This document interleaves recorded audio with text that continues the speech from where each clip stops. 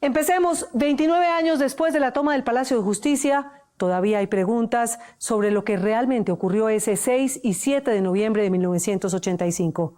Rosenberg Pavón, uno de los jefes máximos del M-19, reveló detalles hasta ahora desconocidos de cómo fueron los nexos del M-19 con Pablo Escobar y con la mafia del Cartel de Cali. La nena Arrazola reconstruyó ese capítulo de la historia que todavía no se ha podido cerrar. Se aspiraba a hacerle un juicio al presidente Belisario y llevarlo a la montaña y hacerle un juicio. Eso era como entregue el poder, ¿sí? Por un acto, por una obra militar, ¿cierto? Rápida, una acción rápida. Con estas palabras, Rosenberg Pavón, exguerrillero, describe en detalle lo que quería hacer el M-19 cuando se le ocurrió la idea de asaltar a plomo el Palacio de Justicia. Querían nada menos que tumbar al presidente de la República y secuestrar a los magistrados de la Corte Suprema de Justicia. Saben que yo estoy en cosas... Rosenberg Pavón, uno de los jefes de este grupo guerrillero que protagonizó la toma de la Embajada de República Dominicana en 1980, y uno de los hombres de confianza de Jaime Bateman, de Iván Marino Espina, de Álvaro Fayad, de Carlos Toledo Plata, intelectuales de alta talla, a quienes un día de 1970, después de que la ANAPO perdiera las elecciones, se les ocurrió lanzar un movimiento que anunciaba aniquilar parásitos y gusanos a través de avisos de prensa. Lo bautizaron Movimiento 19 de Abril, y su sigla era sencilla, corta, M-19. Han pasado casi 30 años de esos momentos cuando el M-19 se creía imbatible, cuando el mismo Rosenberg Pavón se creía imbatible. Ya se le ve despreocupado. Habla más de su esposa y de sus hijos que de la guerra. Recuerda su romance con Vera Grave, otra exguerrillera, y con Carmenza Cardona Londoño, la famosa Chiqui, emblema de la toma a la embajada. Pero sabe que hizo parte de un momento que fue la historia misma del conflicto. Sus recuerdos están intactos. Y como si tuviera en su cabeza un archivo por orden alfabético, dice que el M-19 estaba seguro de que apenas el presidente Belisario Betancur se enterara de lo que estaba ocurriendo en el Palacio de Justicia, abriría un canal de comunicación con los guerrilleros y de allí ellos se los llevarían. Pensamos que era factible, que era posible. Pensamos que no estábamos hablando con un poeta humanista como es Belisario, ¿sí? Y se nos olvidó que estábamos peleando era contra el Estado, ¿sí? Y en el Estado hay diversas fuerzas. Entonces, eso se nos olvidó a nosotros, ¿no? Dijimos, si Turbay dialogó, que era más duro y que era un binomio, digamos, con el ejército, ¿por qué un humanista poeta no va a dialogar? Bueno, porque no era el poeta solo, es que es el Estado. Es que el M-19 estaba acostumbrado a la audacia y a la espectacularidad, y la prensa del momento los cubría con avidez, hasta con cierta intriga. Por una paz, por una justicia, por una democracia, por una transformación de este país, se está expresando... Estaban dirigidos por Jaime Bateman, un carismático samario que hablaba del sancocho nacional y de la inclusión social. Nosotros creemos que este pueblo tiene todo el derecho de protestar, tiene todo el derecho de rebelarse, tiene todo porque se está muriendo de hambre, y son millones de personas. Palabras que embelezaban en esos años 70, cuando las revoluciones de izquierda se regaban como pólvora por todo el continente. Un Bateman, lógico, el jefe nuestro y genio que yo he llamado como el Robin Hood, ¿sí? El abanderado, él fue Julio Verne. Él fue Julio Verne, él era un hombre que estaba adelantado a su época. Y Bateman nos enseñó, creemos una cosa nueva. Este grupo de izquierdistas urbanos ya habían dejado al país con la boca abierta cuando el 31 de diciembre de 1978 se robaron 5.000 armas del Cantón Norte. Las sacaron por un túnel que atravesó la carrera séptima en Bogotá y el honor militar quedó por el piso. En el 74 se robaron la espada de Simón Bolívar y en 1980 se tomaron la Embajada de República Dominicana. A mí me tocaba ir con una compañera y otra pareja aparentando que éramos diplomáticos, y cuando nos pidieran la tarjeta, que era lo que se acostumbraba, pues nosotros sacábamos las armas y entrábamos. Entonces era la garantía para que la puerta no se fuera a cerrar y que teníamos el control en la entrada. De allí salieron con $1 millón y en un avión rumbo a La Habana. Era el gobierno de Turbay Allala. Aparece el comandante 1 Rosenberg Pavón haciendo la B de la victoria. Por eso estaban seguros, confiados. Colombia ardía en esos años 80. El país convivía con la FARC, el ELN, el EPL, el M-19, el ADO, el PRT, el Quintín Lame. Además de Pablo Escobar, Gonzalo Rodríguez Gacha, los hermanos Rodríguez y los hermanos Castaño. Épocas de terror y de alianzas inusuales, exóticas si se quiere. Es cuando el M-19 se acerca a Pablo Escobar y por primera vez, ante una cámara de televisión, Rosenberg Pavón cuenta al detalle cómo fue la relación con el mafioso antioqueño, dónde se reunían y de qué hablaban. ¿Cómo se da la relación con Pablo Escobar, Rosenberg, que recuerdes? Pablo Escobar sentía profunda admiración por el M-19, como la gente de Cali y como el mismo Gacha y como la gente de la costa.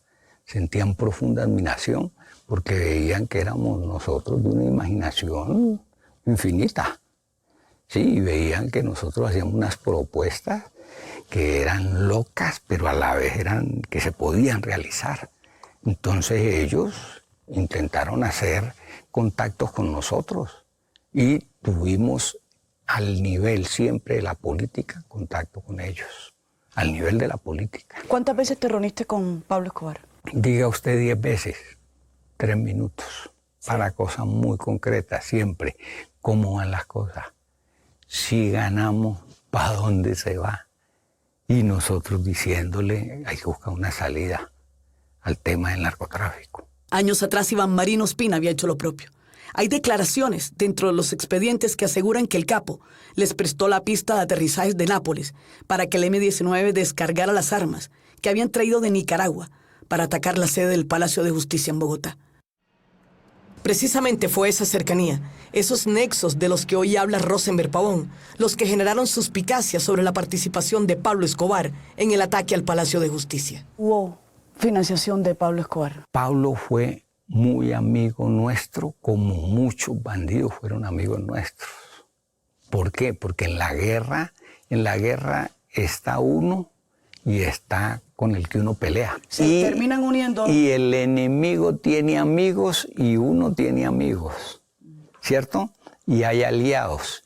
Y en la estrategia de la guerra y de la política, uno intenta quitarle amigos al enemigo y viceversa, ¿cierto? Pero los contactos no eran nuevos. Las conversaciones con Pablo Escobar venían desde los tiempos de Jaime Bateman y se dice que se iban a encontrar en Panamá cuando la avioneta en la que iba el líder guerrillero cayó a las selvas del Darién. Luego Iván Marino Ospina retoma la línea de diálogo con el capo y hasta llegó a declarar que los extraditables debían cumplir su promesa de matar a un estadounidense por cada colombiano extraditado.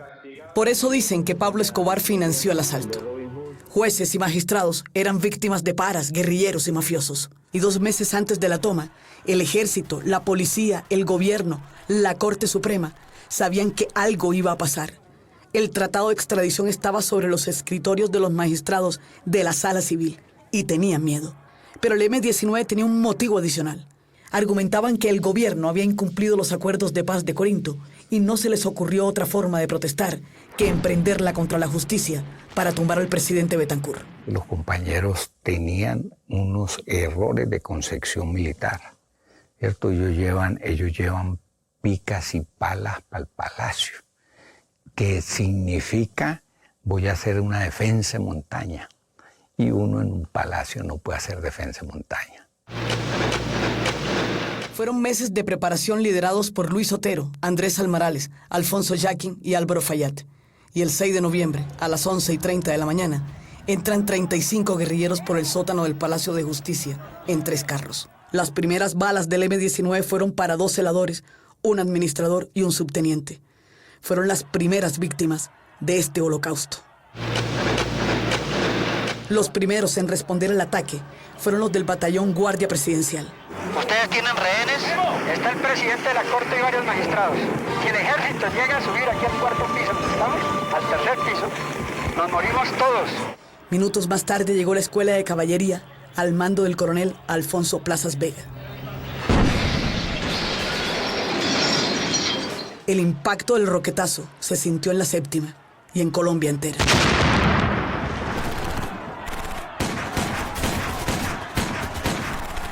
Los planes del M-19 se iban desbaratando. Los guerrilleros se atrincheraban y los rehenes pedían a gritos que pararan el fuego, que alguien diera la orden. Por favor, que nos ayuden, que cese el fuego. La situación es dramática. Estamos aquí rodeados de personal del M-19. La biblioteca se incendió y la temperatura adentro era tan alta, tan agobiante, que las botas de los soldados se derretían. Cuando ya estos señores se vieron perdidos, empezaron por incendiar el sector en donde estaban los expedientes contra ellos. Poco a poco iban saliendo los rehenes. Cerca de 215 personas fueron rescatadas por el ejército. En la Casa del Florero, a media cuadra del Palacio de Justicia, estaba la inteligencia militar, que montó un improvisado comando para verificar las identidades de quienes iban saliendo, de quienes iban siendo rescatados. Dentro de ese grupo salió Irma Franco, una guerrillera, y jamás volvió a aparecer. La justicia acaba de ratificar la condena al general Jesús Armando Arias Cabrales por omisión en el caso de Irma Franco. Parece un proceso de nunca acabar, y la exfiscal Ángela María Buitrago parece tener una explicación sobre por qué ese expediente no lleva el sello de caso cerrado y juzgado. El pacto de silencio existía, existe y existirá, en mi criterio. Tanto así que todavía hoy se omite aceptar muchas de las cosas del Palacio de Justicia, y el pacto de silencio lo ve uno también en las declaraciones de los miembros del ejército, en donde solamente con la confrontación documental aceptan algunas cosas que son evidentes. Buitrago llegó más allá. Se metió de cabeza en brigadas y batallones a recuperar documentos que se creían perdidos.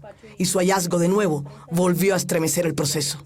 Se encontró en otra unidad táctica todos los marconigramas que tenían la información de que el 27 de octubre de 1985 se tomarían el Palacio de Justicia y harían rehenes a los magistrados del Palacio de Justicia y en particular pues de la Corte Suprema de Justicia. Era, por así decirlo, la prueba plena de que todo el mundo sabía que algo iba a pasar. Hasta el punto de que en los hallazgos de la exfiscal se encuentra una especie de manual contra el M-19, dando instrucciones precisas a sus unidades para seguir, capturar e interrogar a los del M. El fin de esta historia, de este proceso, podría decir que todos sabían lo que iba a pasar, y poco o nada se hizo para detener este holocausto en el que murieron los magistrados de la Corte Suprema de Justicia, los guerrilleros que protagonizaron la toma, abogados, oficinistas, agentes del DAS, de la policía, 2 visitantes y uno más que simplemente pasaba por allí. Pero no es tan simple. Aún existen interrogantes sobre el papel de la inteligencia militar y de la policía, encargados de los interrogatorios y de ejecutar, según los expedientes, las torturas. Y a donde fueron a parar Eduardo Madson y Yolanda Santo Domingo, 2 estudiantes de Derecho. Ahí nos equivocamos. Pero es triste, y yo se lo he dicho a varios presidentes, hagamos una evaluación de ese periodo y de esa operación y nosotros salimos más librados.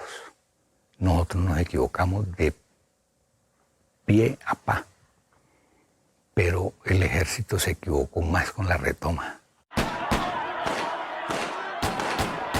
Lo cierto, lo que es verdad, es que hace 29 años ocurrió esta locura, y el epílogo de esta tragedia, de magistrados incinerados, de tratos inhumanos, de desaparecidos eternos, y de horas y horas de audiencia, no hay quien lo escriba todavía.